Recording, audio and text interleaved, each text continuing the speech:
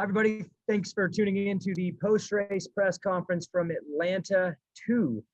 Wild night of racing. There's going to be a lot to talk about on this press conference. Congratulations to Ken Roxon, Chase Sexton, and Jason Anderson on the 450 podium. And in the 250 class, Justin Cooper, Hunter Lawrence, and Cameron McAdoo. Good job, guys. It was an exciting night, and I'm sure we'll get into a lot of different things. Kenny, I'm going to start with you. Saturday was obviously not great, and tonight was great. What was the change? What was the difference? Just kind of take me through the last couple of days, and what really made the difference for you. Today was awesome. Well, every time we go race, like first off, the sport's freaking hard. You know what I mean? And there's just different variables all the time. It could be track, it could be bike, and we kind of threw a lot at me for this coming round, also with the bike. And try to make some changes throughout the all three practices, and stuck with something that was good and better. But it's at first it's unproven, right, until you race it and race good on it. So in general though, Saturday was just a tough one, and like I said, I wasn't really myself, and just struggling and couldn't really do anything on the track. But the most important thing, and this is not an excuse whatsoever, it's just, it's what it is, but today things turned around, and I just never lose hope. You know what I mean? I mean, you see the points and everything fizzling away, but at some point I got to kind of look away from that, because in the last few rounds, like I've had just some tough time, in general. And, but at some point you got to just let go of that as well. And kind of regroup, and you can see things can turn around real quick, and this is what we always say. But mostly I'm just trying to stay calm and not get over my head here. Same with the win tonight, even though this was it came just at the right time, and we all needed it. But at the same time, we got it's not like we have a lot of racing left, but at the same time we got to make it through a few more rounds, and I just want to do my thing and try hard and give my best to see what we can do, and hopefully it works out, and if not, so be it. Well, good ride tonight, man. It was really impressive. Jason Wygant, Racer X, we'll kick it off with you. Yeah, thanks, Daniel. Jason from Racer X. Obviously, I got to go to Cameron McAdoo. Can you take us through that whole sequence with the crash and then the recovery, and how you felt in the early laps of the restart, because you were actually leading for a brief bit? Yeah, the crash was obviously crazy. I just resaw it, but I hit my leg really, really bad, and I couldn't move it. So I was struggling to get my leg back moving, and I was doing my best to get up, and I was wanting to go back to my bike. So I had the medics kind of tell me, no, you probably shouldn't. And I was like, no, I want to go back, and then they let me, they helped me down the jump, but I was like telling them, stop. But anyway, yeah, I got back to my bike after they red flagged it, and rode back and just told them, like, I want to race, like I'm okay.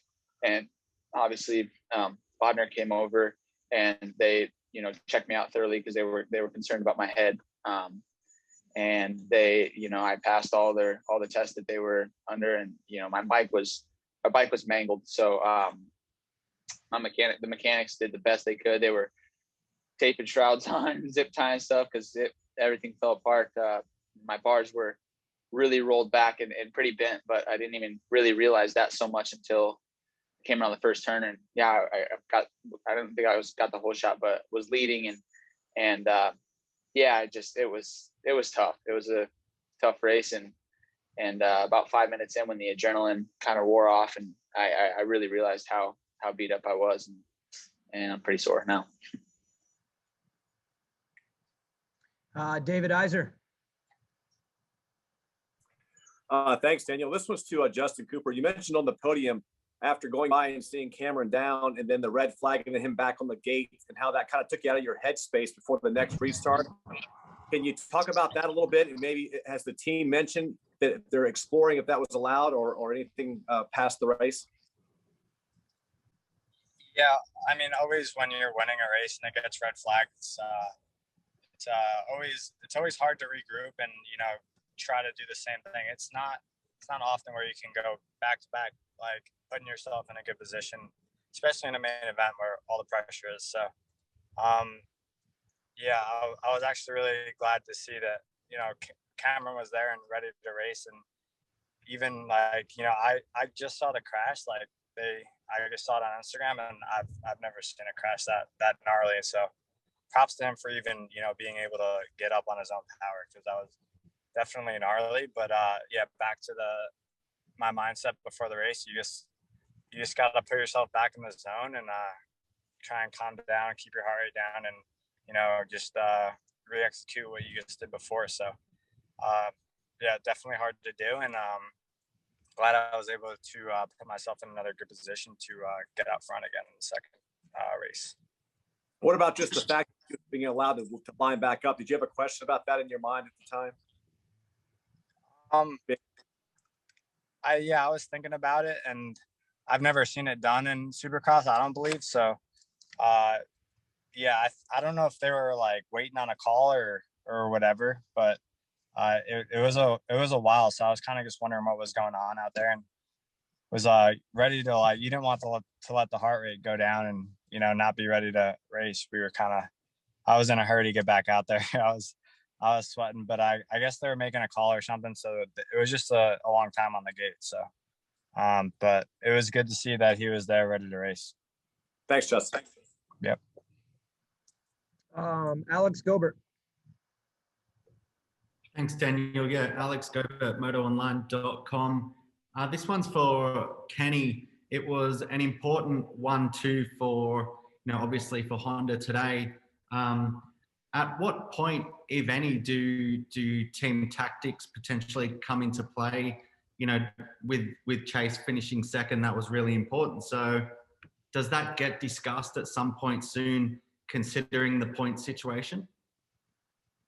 I mean, team tactics, I don't really, you know, that would be something to ask the team, to be honest. I don't mess with that at all, because I try to just go out and race and win on my own terms. But of course, I mean, I guess maybe it kind of helps when, say, I'm leading and if Chase is third and Cooper is second, it just kind of helps that, if, you know, Chase is fit, he's strong, he's young, and he wants to win essentially. So the urge for him to get by Cooper and to try to, you know, you never know what happens. But as far as tactics and we don't do stuff like that where you take someone down on that kind of stuff. We just go and race. So even Saturday, I mean, Chase was in the gate pick in front of me last Saturday, and I didn't even, you know, there was no such thing as like, hey, let me pick the rut that's better or whatever. Like, we just don't do things like that. So honestly, this would be a question that you would have to ask the team.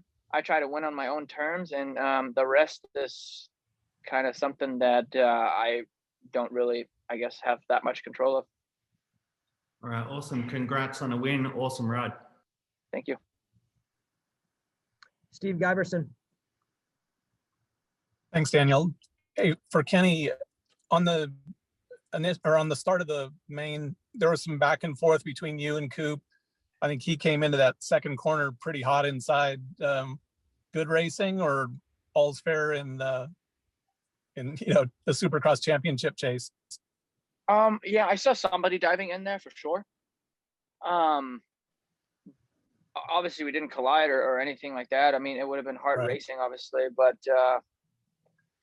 I just was glad that I was able to get up next to him, but was on the inside and was able to make that pass. And then obviously after that next rhythm section, I had to kind of control that inside a little bit around the sweeper. And then once we hit the whoops, I feel like I've had the whoops figured out really good tonight, and was able to gap them right away, because you kind of want to just get a little bit of that safety distance to where nobody can just dive on the inside and clobber you. So, but at the same time, you know, right after the start, everything happened so quick there. Like, I would have to like think back now and be like, man, what was actually going on? So things happen so quick, and I try to focus on myself. But at the same time, you need to be aware of what's going on around you and try and, you know, have a potential collision, and just me going down would be kind of crappy, obviously. So you need to be aware of situations for sure. But luckily after that turn, I was on the inside all the way around and managed to just stay in front of him and pull away. Yeah, there's a lot of process or info to process through that whole situation. Yeah, and within seconds. So yeah, thanks. Dark side. Jason Anderson. Us in the media, we're always trying to create storylines and discuss what's going on and why things are happening to certain riders. And And with you, you know, we know that you have to be in the right headspace to be doing well. And you recently made a comment that you kind of like, I don't remember where it was, but I care about winning or doing well again. Can you discuss what it is that you need to be happy and to do your best? Like, where's your headspace have to be?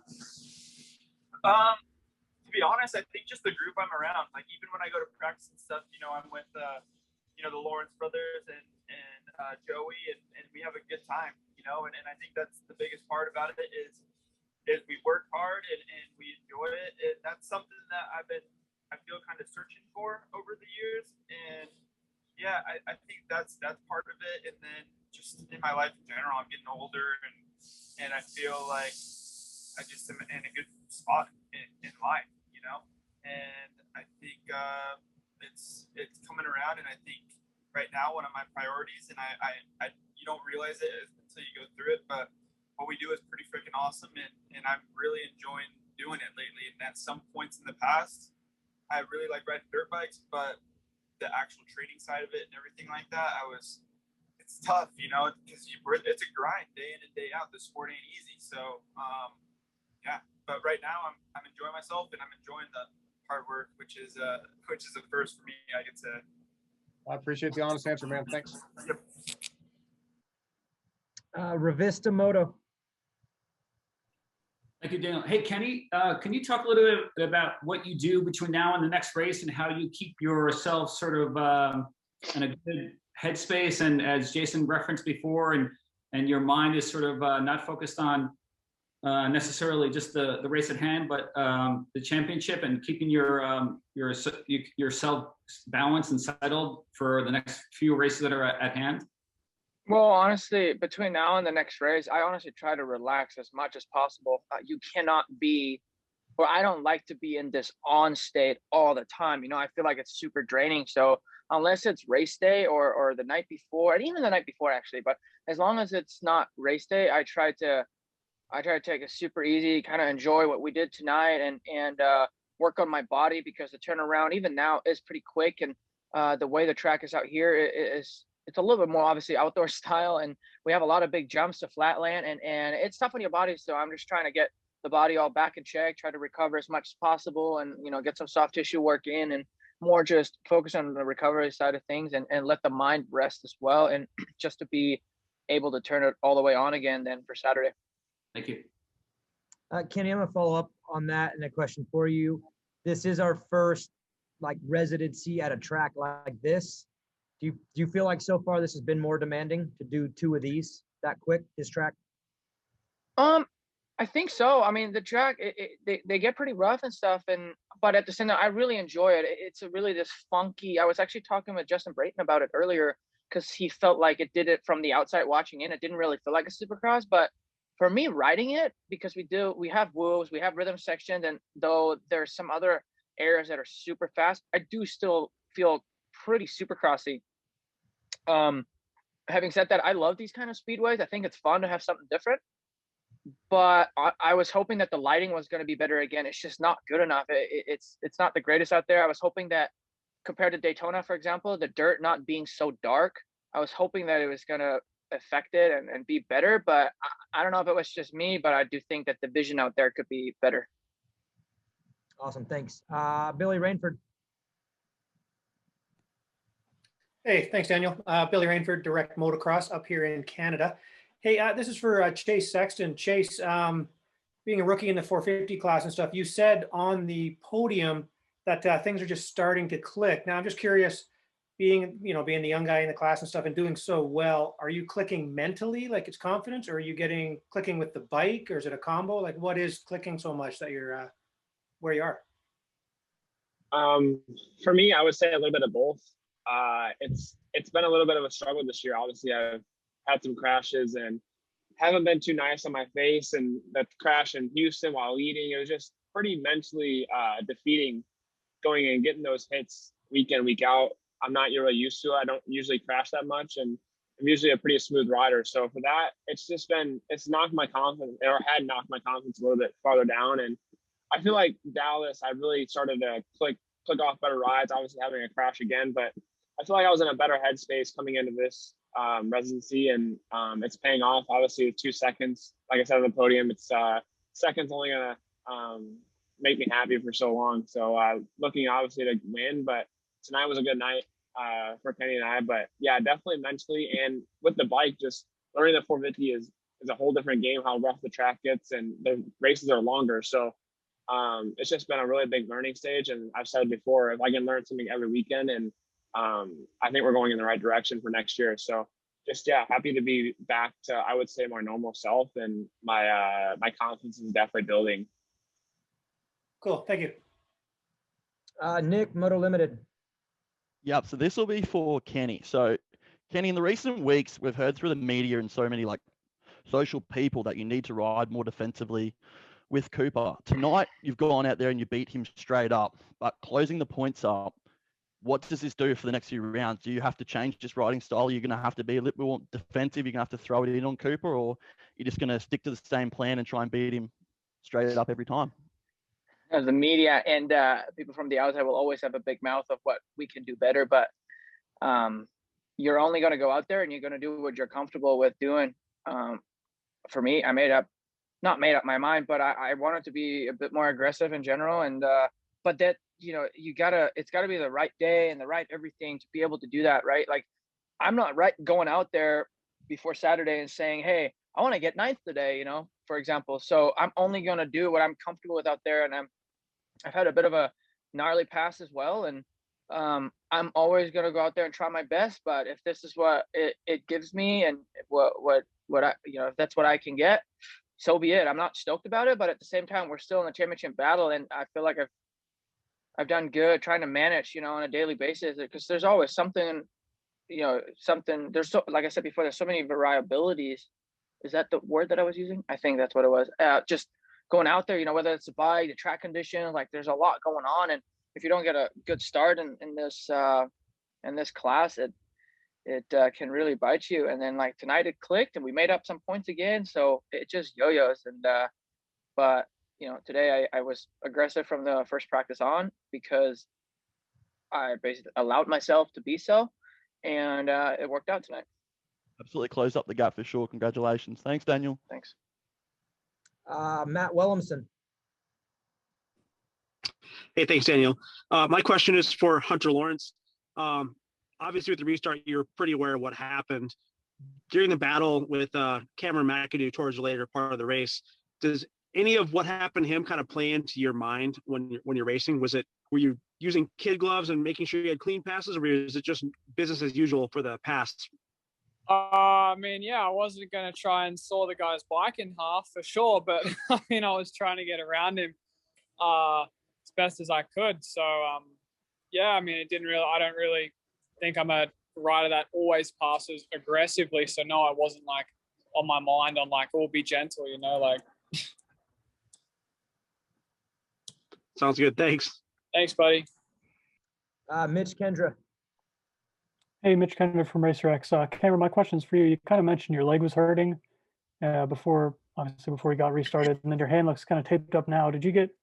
After the race, did you get checked out again? And can you talk about like what the recovery is going to be like going into Saturday? I haven't had my hand checked out yet. It's pretty big and swollen, and it's sore obviously, but I know I can ride with what I've got. My legs, I got a pretty beat up leg, and my groin's not good. So we've got 3-4 days to do as much therapy as possible to get back and going. And I will I'll have x-rays done tomorrow and try and get the swelling out of my hand and my legs and go fight for it on Saturday. Awesome. Glad you're okay out there. Good ride. Thank you. I appreciate it. Brad Gephardt. Thanks, Daniel. Brad Gephardt, Big MX Radio. Let's go to Kenny Roxon on this one.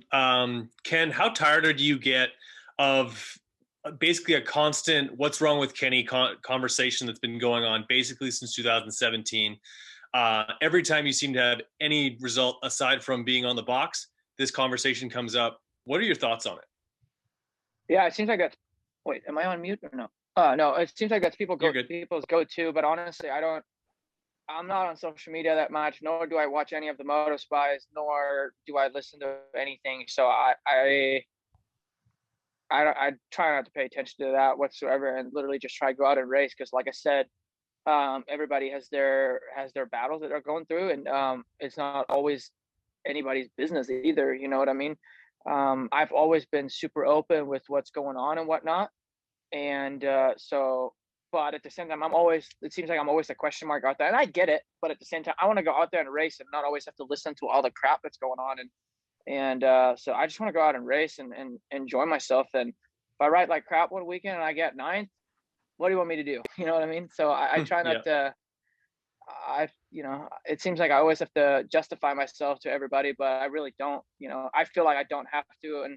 And people always put you on a pedestal, but everybody's human. And in general, I like going racing, and I try to make the best of it every single day. All right, perfect. Thank you, Dr. Daniel. Thank you. Anthony Sansota. Yeah, this one's for Hunter Lawrence. It's Anthony Sansota here with MotoOnline.com. Hunter, take us through what happened early in the Moto. It seemed like you had really good speed tonight. Do you think you had the pace to get a win? Yeah, most definitely. We made a pretty big change to the shock before the main event. I was struggling with the bike setup quite a bit through the day, and we made the change. That definitely helped us and was a lot more comfortable, so that was good. I definitely think my speed was there. Didn't get the best start, but yeah, I think I got the fastest lap time and had a really good pace going from the halfway point onwards, and yeah, would have loved to have put myself in a better position off the start for sure. Thanks, Hunter. Thanks, Daniel. Thanks, Anthony. Dan Lamb. Yeah, I'll go with Cameron. Cameron, I don't know if you know this at this point or if you were told after, but Peacock caught you on a hot mic pleading with the AMA guys or whoever it was. I think maybe it was one of the medics on the line to get you back on the gate. And you were talking about how Doc Bodner said you were good. First of all, what did Doc Bodner say to you? And were you more in a sense where you weren't sure the rules were going to let you, or if they didn't think you were physically okay to race? But it was cool. It was all on the hot mic. I think you picked up some fans. Yeah. Okay. Yeah. I mean, when because I got off the track and Bodner was over there and he asked if I was okay. I told him, yeah, I'm okay. Like, I want to race. And so I ran back to my bike and he was like, okay, do you know what happened and whatnot? And I was like, yep. So I ran back to my bike and then I got back over there and I was like, he let me go. It was kind of the heat of the moment thing. And I was like, wanting them to understand that, the medics let me go. And then the medics came back over, obviously, to actually evaluate me totally. And so that was good that they did that too, because, I don't want to put myself in danger going out there if there was something that was, not safe for me to race. So obviously as a racer and a competitor, in the heat of the moment, I wanted to do everything I could to get back to the starting line and race. And then, they did a bunch of eye tests and all the things they do to, I think they were mostly concerned if I might've had a concussion or my neck was okay and stuff like that. So once they approved me, yeah, I lined back up. Yeah, it was cool. I think it just showed everybody the desire that how bad you wanted to get back out there. It was cool. It was cool to see. Thank you. Trent, Moto Limited. Yeah, thanks, Dan. Trent from Moto Limited Show. I'll go with Cameron again. I don't want to beat this too much, but I mean, your team owner there, he's been renowned for being tough on his riders in the past and that sort of stuff. When you got back to the truck, what did Mitch say to you about, obviously digging deep, getting back out there and putting in a performance like you did? Yeah. Honestly, I think he was mostly just concerned, making sure that I was okay. And actually my teammate Seth had a rough night too. So he had to end up going to the medic rig as well. So I think he was mostly concerned for make sure our health was good and stuff. And that's cool because, that's not just the result or grind it out or whatever, that they actually are concerned about our health too. So I think once he realized that, I'm okay and what's going on is obviously I'm going to be banged up, but yeah, obviously they're happy that, I did everything I could to maximize the night on how like horrible it could have been. So we're just all happy that I'm okay. Yeah, dude, championship ride. Thank you. Thank you. Anton, I'm gonna come to you next, but I'm gonna sneak one in here for Cameron. How'd the crash happen? Did you hit neutral? Just scrub too hard? I don't know if I ever got clarification on how the actual crash happened. Yeah, I'd have to like go back to like really pick it apart, but I think really what happened was I overjumped the triple N a little bit, and that the pocket to the face of that next double was pretty steep, and I think my bike was still compressed, and I tried to push through that double while my suspension was still compressed, which obviously gave me the kick over the bars, and I think that was just kind of how it went. That was a pretty steep little transition, and I didn't catch that pocket just perfect. So yeah, Supercross is obviously gnarly, and you have to respect it. Thanks. Anton. Cool. Thanks, Daniel. This one is for Ken Roxon. Ken, we all know, all the highs and lows that you've experienced in your career these last few years. But the biggest thing is now you're back into championship contention where you haven't been for quite some time. Has there been any big moment or something that maybe you didn't realize, the pressure that's different now than, spending 2 years recovering your career and everything? Like, you are in this fight now for sure. Is it different than what you remember from 450 MX championships, MXGP championships, things like that?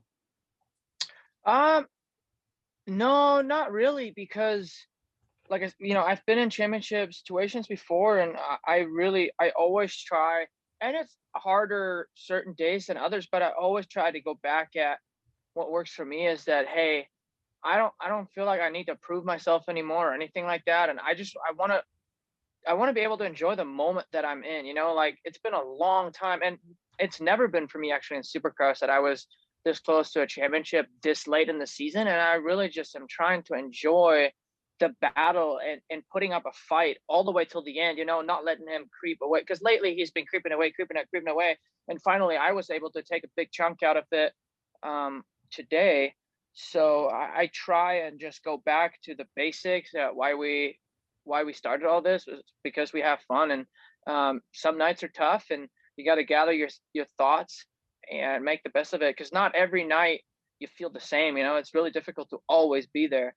And so I've made the best of it. And sure, have I had some bad races? Absolutely. But I've also had some really good races, and I'm lucky enough to be, technically me and Cooper are, as of right now, one of the only people that are in the position to really battle for this championship. I mean, anything can always happen, and Eli can come really close, but at the same time, I always just got to go back to, hey, I must have done something right, Is there something like, now that you get to experience those nerves again or that pressure, do you enjoy that stuff now because you didn't have it for so long? Like, is it a welcome feeling now because it was a void and you never 100%. Thought you were going to have it? Yeah, 100%. I mean, like I said, most of the time, I think halfway through the season before, I would be like 25, 30, 40 points down or something like that. And it's just not the same, right? Like, you go out there and you race for wins and whatnot, but what gives you the best feeling is when you're able to fight for a championship. It just makes it different. Like, there's just more opportunity, and it's fun. Thank you. We're gonna do 3 more. Iser, Wygant, and Guy B. Iser, go for it. All right, thanks, Daniel. Just a little bit back to that, Ken. Can you talk about the evolution of the chassis changes that have happened? How long have they been in the works? And I mean, your whoop speed tonight was insane. It's kind of like your bike looked like back in Indy. What about the evolution of the chassis changes for tonight's bike? Yeah, I'm on a different link setup right now, and it really ended up being that before Supercross, we didn't really test that much, right? Like, I found something that I liked and stuck with it, and I was doing my lap, because you can't always just test, and then you never do any of your actual training laps. So I was really wanting to make sure that I do plenty of my training that I actually want to do while also doing some testing. But then we came to Houston. We made some bike changes afterwards because I was just like way too stiff again. And so we made some bike changes, and I stuck with a setting for a long time that was working out good. But I also knew that the setting, which does so many good things on most of the track, I struggle with it in the whoops and it just deflecting. So for the longest time, I just kept it the same because I could handle it pretty good. But then also sometimes there's just a time where you need to try and not swing for the fences, but I really needed to make a change, especially after last Saturday too, because when the track also gets a certain way, and I'm not saying that that's the only issue that I had, but when the track gets a certain way, I had a really hard time handling it. And again, with the schedule that we have right now, there's not a whole lot of time to really test in between. So we got to use race day to test and make the most of it. And, you know, that can be good or bad, but tonight it seemed to work out really well. And I'm glad, you know, I trust the team with it. I kind of like let them take the wheel a little bit, and you know, together also of course with my comments, and because if they would suggest something that I would absolutely think is the wrong direction, whatever, we wouldn't do it, and the other way around too. But you know, we always work together. And for the main event, I made another little change, and I liked it so far. So it ended up working out good. And I agree with what you said. Like, I felt really comfortable in the whoops night, and essentially, you know, there's a lot more to it than, hey, you got to have more entry speed. Well, that entry speed comes with you getting confidence with your bike and everything. You can't just send it in there when you know that something isn't really right. And especially when they have been pretty big and steep, and when they get cupped out, it just gets gnarly. So we made the right choices today, and yeah, it's coming just at the right time. All right, congratulations tonight. You look great. Thank you. Weege. Yeah, thanks. We'll continue. A million questions for Ken. Are there certain things, can you tell, like when you just wake up, when you first go to the track, like today's going to be a good day or today's not going to be, or is it all something that just evolves throughout the day? It evolves. I feel like you can't let the first initial thought or feeling dictate your entire day, right? Like, you got to kind of go with the flow a little bit, because a lot of the times you start off kind of like, and then you come around and it actually gets a lot better, and then you feel good and everything works out great. But you know, on a day like Saturday, when you kind of have that, like, I don't really know, you have one practice and then we go straight into the heat race and main event. So it's kind of tough to really find your grip, or find your, you know what I mean? Like, it's really hard to kind of figure out what's wrong and address the problem and then excel. You know, you kind of just got to go. And sometimes that is not the greatest thing, but it's the same for everybody. And I've also had times where things are just right, and then just that one practice, it doesn't matter. You know, you go to racing and you're fine, but it wasn't for me. Guy B. Thanks. Earlier there was a question about team tactics for the Honda guys. I'll throw this to Jason and ask, man, you know, you went by Cooper tonight. Barsha went by also. I know you guys technically aren't on the same team, but it's sort of same overall company. What's the deal for you guys? I mean, I think honestly that's kind of an iffy subject. You guys have seen like the past, you know, but to be honest, the best thing I can do is, you know, I want to ride a clean race, and as long as I don't mess him up too much, if I'm coming through or he's coming by me, I feel like I'm being courteous enough, you know, towards his situation, which I would hope he would be towards my situation, because I'm completely out of the championship. As for him and Barsha, I think things got a little spicy there. But yeah, as for me and him, I feel like my past was really good, and I just moved forward and just kept chugging along, you know. And in those situations too, I think Cooper was maybe having a hard time at the beginning of the race, so me getting by him and him latching onto me could have probably helped him, you know, maybe learn some things.